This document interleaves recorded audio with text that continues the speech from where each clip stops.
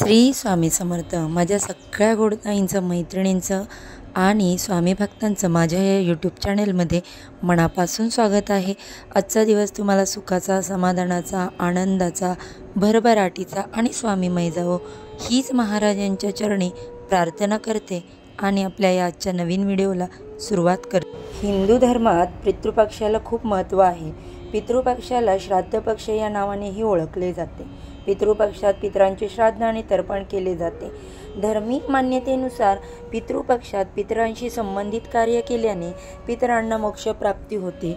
या पक्षात विधिवत पितरांशी संबंधित कार्य केल्याने पितरांचा आशीर्वाद मिळतो। पितृपक्षातील सुरुवात भाद्रपद महिन्यातील कृष्ण पक्षाच्या पौर्णिमेला होते आणि अश्विन महिन्याच्या शुक्ल पक्षाच्या अमावस्या तिथीपर्यंत पितृपक्ष असतो। यावर्षी 2 ऑक्टोबरला पितृपक्ष समाप्त होणार आहे। 16 दिवसांपासून चालत आलेल्या श्राद्ध पक्षाची समाप्ती सर्व पितरीला होते। जर तुम्ही तुमच्या पितरांचे श्राद्ध केले नसेल तर तुम्ही या अमावस्येला करू शकता। जर एखाद्याला तिथीला श्राद्ध करणं जमलं नसेल तर ती व्यक्ती सर्व पितरीला श्राद्ध करू शकते। पितरांना प्रसन्न करण्यासाठी हा अगदी शुभ मुहूर्त मानला जातो। पूर्वजांची पुण्यतिथी जर माहीत नसेल तर त्यांचे श्राद्ध सर्व पितरी अमावस्येला केले जाते। आता या सर्व पितरी अमावस्येचे मुहूर्त काय आहेत ते आपण पाहूया। सर्व पितरी अमावस्या ही 1 ऑक्टोबर रात्री 9:38 चालू होते ते 2 ऑक्टोबर रात्री 12:18 असणार आहे। अमावस्येचा कुतुब मुहूर्त रात्री 11:46 पासून ते रात्री 12:34 असणार आहे। याचा अवधी असणार आहे 47 मिनिटं। त्यानंतर रोहिणी मुहूर्त जो आहे तो रात्री 12:34 पर्यंत असणार आहे। अवधी असणार आहे 47 मिनिटं। आता आपण हे मुहूर्त पाहिले, त्याच्यानंतर पूजाविधी कशा करायच्या ते आपण पाहणार आहोत। सकाळी लवकर उठून स्नान करा। या दिवशी पवित्र नदी किंवा तलावामध्ये स्नान करणं अत्यंत शुभ मानलं जातं, परंतु आपल्याला शहराच्या ठिकाणी तलावात किंवा नदीच्या पात्रामध्ये जाऊन स्नान करणं शक्य नसतं। त्यामुळे आपण घरच्या घरी आपल्या आंघोळीच्या पाण्यामध्ये गंगाजल मिसळून जर स्नान केलं तरी देखील पवित्र स्नान नदीत केल्याचं पुण्य आपल्याला लागतं। त्यानंतर स्नान केल्यानंतर घरातील मंदिरात दीप प्रज्वलित करा। घरामध्ये सर्व जे देवदेवता आहेत त्यांची पूजा करून सूर्यदेवाला अर्घ्य अर्पण करा। जर तुम्ही उपवास ठेवू शकत असाल तर त्या दिवशी उपवासही ठेवू शकता। पितरांशी संबंधित कार्य करा। पितरांचे तर्पण आणि पिंडदान करा। या पवित्र दिवशी भगवान शिवशंकरांचे अधिक ध्यान करा। तसेच या दिवशी विष्णू देवतांच्या पूजेला देखील महत्त्व दिले जाते। बघा, सर्व पितरी अमावस्येच्या दिवशी आपल्याला होईल एवढी सेवा जर आपण आपल्या पितरांसाठी किंवा त्यांचे नामस्मरण केले तर आपल्या घरावर असणारे पितृदोष दूर होतील। एक नेहमी लक्षात ठेवा, तुम्ही कोणत्याही देवाची कितीही पूजा करा, सेवा करा, आराधना करा, परंतु तुमचे पूर्वज किंवा पितर जर असमाधानी असतील, असंतुष्ट असतील तर तुमच्या घरावरती नेहमी पितृदोष राहील व घरामध्ये अशांतता निर्माण होईल। तुमचं कोणत्याच कार्यामध्ये यश तुम्हाला मिळणार नाही। तुम्ही कोणतेही कार्य करताय, तुम्ही खूप मेहनत करताय, पण त्या मेहनतीला तुम्हाला फळ मिळत नाही।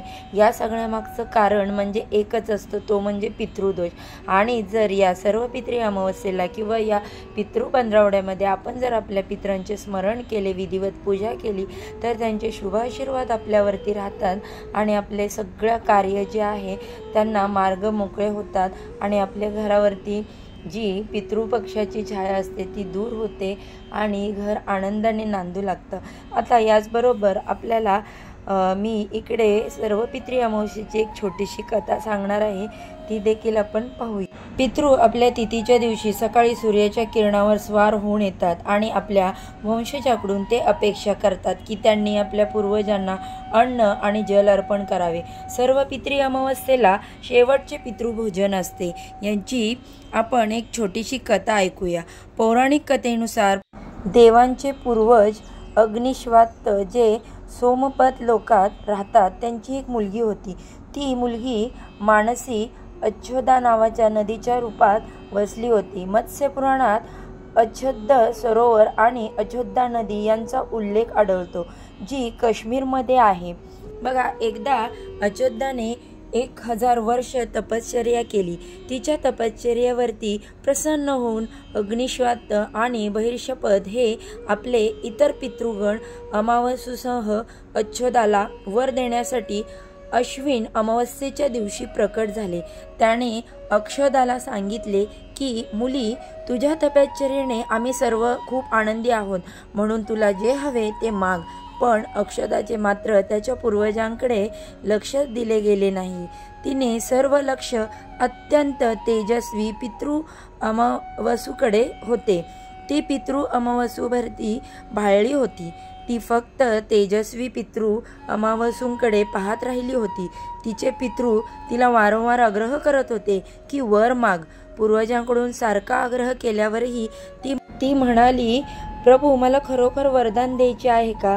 कारण तिच्या मनात काही औरच चालू होते. त्यावर तेजस्वी पितृ अमावसू म्हणाले, हे अक्षदा, वरदानवर तुझा परिपूर्ण हक्क आहे, म्हणून संकोच न करता सांग. तेव्हा अक्षदा म्हणाली, प्रभू, जर तुम्हाला मला वरदान द्यायचे असेल तर मला तत्क्षण तुमच्यासोबत रमण करून आनंद घ्यायचा आहे. तिच्या जे मनी आलं होतं ते तिने पटकन बोलून दिलं. अक्षदाचे हे वचन ऐकून सर्व पितृ संतप्त झाले. त्यांनी अक्षदाला शाप दिला की तू पितृलोकातून पडून पृथ्वीवर जाशील. पूर्वजांनी अशा प्रकारे शाप दिल्यावर अक्षदा भानावर आली. ती पूर्वजांच्या पाया पडली आणि रडू लागली. पितृंना तिची दया आली. ते म्हणाले की अक्षदा, तू पतित योनीत शापित झाल्यामुळे मत्स्यकन्या म्हणून जन्म घेशील. पितरांनी पुढे सांगितले की भगवान ब्राह्मणचे वंशज महर्षी पराशर तुला पती म्हणून मिळतील. भगवान व्यास तुझ्या गर्भातून जन्माला येतील. त्यानंतरही इतर देवी वंशांमध्ये जन्म घेऊन तू शापातून मुक्त होशील आणि पुन्हा पितृलोकांकडे परत येशील. पूर्वजांचे असे म्हटल्यावर किंवा म्हणणे ऐकल्यावर अक्षदा शांत झाली. सर्व पितृंनी अमावसूच्या ब्रह्मचर्य आणि संयमाचे कौतुक केले आणि वरदान दिले की अमावस्येची तारीख अमावसू म्हणून ओळखली जाईल. ज्यांना कोणत्याही दिवशी श्राद्ध करता येत नाही ते फक्त अमावस्येच्या दिवशी श्राद्ध तर्पण करून मागील 14 दिवसांची योग्यता प्राप्त करून आपल्या पूर्वजांना संतुष्ट करू शकतात. तेव्हापासून प्रत्येक सर्व पितृ अमावस्या तिथीला सर्वात जास्त महत्त्व दिले जाते आणि ही तिथी सर्व पितृश्राद्ध देखील मानली जाते. त्याच पापाच्या प्रायश्चित्तासाठी कालांतरात अच्युत महर्षी पराशर यांची पत्नी आणि वेदव्यासांची आई सत्यवती बनल्या. नंतर ती महासागराचे अंशभूत शंतनूची पत्नी बनल्या आणि 2 पुत्र चित्रांगद आणि विचित्रवीर्य यांना जन्म दिला. त्यांच्या नावाने कलियुगात अष्टक श्राद्ध मानलं जातं. हिंदू धर्मामध्ये पितृ पंधरवड्यामध्ये सर्व पितृ अमावस्या या दिवशी पितरांचे स्मरण करण्याची प्रथा आहे. कारण या 15 दिवसांच्या काळात यमलोकातून मृत्यूलोकी जाण्यासाठी पितरांना परवानगी असते अशी समजूत आहे. त्यानंतर त्यांना पिंडदानाच्या माध्यमातून आपली कृतज्ञता पोहोचवून स्मरण करण्यासाठी हा दिवस अत्यंत महत्त्वाचा मानला जातो. सर्व पितृ अमावस्येला करण्यात येणारे श्राद्ध कार्य आणि तर्पण विधींना सर्वाधिक महत्त्व असल्याने सांगितले जाते. श्रीकृष्णानेही भगवद्गीतेमध्ये सर्व पितरांमध्ये सर्वोच्च असलेल्या आर्यमा मीच आहे असे म्हटले आहे. त्यामुळे आर्यमा यांचे स्मरण करून सर्व पितृ अमावस्येला केलेले श्राद्ध कार्य अत्यंत शुभ मानले जाते. पितरांसाठी या गोष्टी कराव्यात. पूर्वजांच्या इच्छेनुसार दान करावे. या काळात गायीला दान करावे. त्यानंतर तूप, चांदी, पैसा, फळं, मीठ, तीळ, कपडे आणि गुळाचे दान करावे. या दानांचा संकल्प केल्यानंतर आपल्या ब्राह्मणाला द्यावे. श्राद्ध काळात हे दान तिथीनुसार करावे. असं केलं तर पितरांचा आशीर्वाद प्राप्त होतो अशी मान्यता आहे. पितृदोष टाळण्यासाठी देखील सर्व पितृ अमावस्येला श्राद्ध करतात. ज्यांच्या पत्रिकेत पितृदोष सांगितला जातो त्यांनी रोज नित्यनेमाने कावळ्याला दही भात आपल्या पितरांच्या नावाने ठेवावा. हा उपाय पितृपक्षात रोज करावा. 1 तांब्यावर पाण्यामध्ये 1 चमचा काळे तीळ घालून ते हे मिश्रण दररोज सूर्योदय ते सूर्यास्तापूर्वी पिंपळाला घालावे आणि 7 किंवा 7च्या पटीने प्रदक्षिणा घालाव्यात। प्रदक्षिणा घालताना गेलेल्या पूर्वजांच्या नावाने नामस्मरण करावे आणि प्रदक्षिणा झाल्यानंतर नमस्कार करावा। सर्व पितरांना समर्पयामी असे म्हणावे। कणकेचा दिवा करून त्यात तिळाचे किंवा राईचे तेल घालून तो दिवा पिंपळाच्या झाडाखाली ठेवावा व आपल्या पितृंना सद्गती मोक्ष मिळावा यासाठी प्रार्थना करावी। सूर्यास्तापूर्वी पूजेच्या ठिकाणी आणि मुख्य दरवाजावर पिठाचे दिवे करून त्यात तिळाचे तेल घालावे व दिवा दरवाजाजवळ लावावा। ताटात मिठाई, फळे, तांदूळ आणि पिठाचा दिवा ठेवावा। धर्मात पिंडदानाला फार महत्त्व आहे, कारण काही कारणांनी जर तुम्ही पितरांचे पिंडदान केले नसेल तर सोमवती अमावस्येला पिंडदान अवश्य करावे। त्यामुळे पितरांची अतृप्त आत्मा संतुष्ट होते। अमावस्येच्या दिवशी दूध आणि तांदळाचे दान अवश्य करावे, त्यामुळे आर्थिक त्रासापासून मुक्ती मिळते। आणि काही कारणानं जर पितृ तुमच्यावरती नाराज असतील तर त्यांची नाराजी दूर होईल। सर्व पितृ अमावस्येला भगवान शिव आणि पार्वतीची पूजा आवश्यक आहे, त्यामुळे शिवकृपा राहते। काळ्या तिळाचे दान अवश्य करावे, त्यामुळे पितृदोष दूर होतो। कोणत्याही पशुपक्षाला त्रास देऊ नये। काळे तीळ हे पितरांचे प्रतीक मानले जाते, त्यामुळे पूर्वजांना काळे तीळ अर्पण करावेत। अमावस्येच्या दिवशी पितृदोषापासून मुक्ती मिळवण्यासाठी पिठाच्या दिव्यात तिळाचे तेल वापरून मोळीची वात करावी, तसेच दिव्यात काळे तीळ टाकावे, घराच्या दक्षिण दिशेला ठेवावे। त्यानंतर घराच्या मुख्य प्रवेशद्वाराजवळ कापूर जाळावा। असे केल्याने पितरांची शांती होते आणि पितरांचा आशीर्वाद प्राप्त होतो। त्याचबरोबर घरातील नकारात्मकता दूर होऊन घरात सुख समृद्धी राहते। सर्व पितरी अमावस्येला पितरांना प्रसन्न करण्यासाठी नेहमी सत्कर्म करा आणि गरजूंना गोरगरिबांना दान करा। तुमची सत्कर्म पाहून आणि तुमचे दान पाहून पूर्वज तुमच्यावरती प्रसन्न होतात आणि तुम्हाला सुख आणि समृद्धी होण्यासाठी भरभरून आशीर्वाद देतात। सर्व पितरी अमावस्येच्या दिवशी सकाळी लवकर उठून स्नान करून अन्न पाणी ग्रहण करण्यापूर्वी पितरांना अगायारी टाकून पिंपळाच्या झाडाखाली मोहरीच्या तेलाचा दिवा लावावा व तेथे पाण्याने भरलेले भांडे ठेवावे। पितृ अमावस्येला सकाळी सर्वप्रथम पितृतर्पण करावे। गाईला हिरवा चारा किंवा गवत खाऊ घालावे। गाईला चारा दिल्याने पितरांनाही समाधान मिळतं। पितृ अमावस्येला संध्याकाळी पितरांसाठी तेलाचा दिवा दक्षिण दिशेला ठेवावा।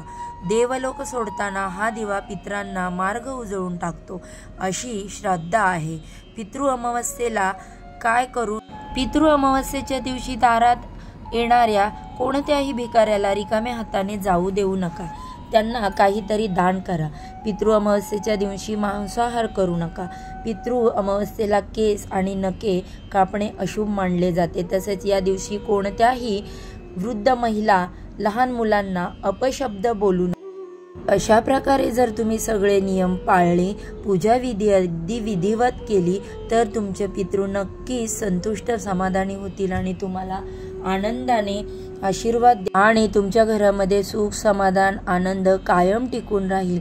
तर आजच्या या व्हिडिओमध्ये आपण सर्व पितृ अमावस्येला काय करावे, काय करू नये, त्यांची संपूर्ण माहिती, पूजा विधी, कथा हे सर्व काही पाहिलं। तर तुम्हाला आजचा व्हिडिओ कसा वाटला? आवडला तर नक्कीच लाईक करा आणि हो, जर तुम्हाला हा व्हिडिओ थोडा जरी हेल्पफुल वाटत असेल तर तो तुमच्या मित्रमंडळींपर्यंत पोहोचवा, म्हणजे त्यांना देखील या माहितीचा फायदा होईल आणि त्यांचे जे काही प्रॉब्लेम असतील त्या प्रश्नांची उत्तरे त्यांना मिळेल। चला तर मग आजचा व्हिडिओ आपण इथेच संपवूया। उद्या अशाच छानशा माहितीबरोबर पुन्हा एका नवीन व्हिडिओ सोबत भेटूया। सर्वांना श्री स्वामी समर्थ। जय जय स्वामी समर्थ।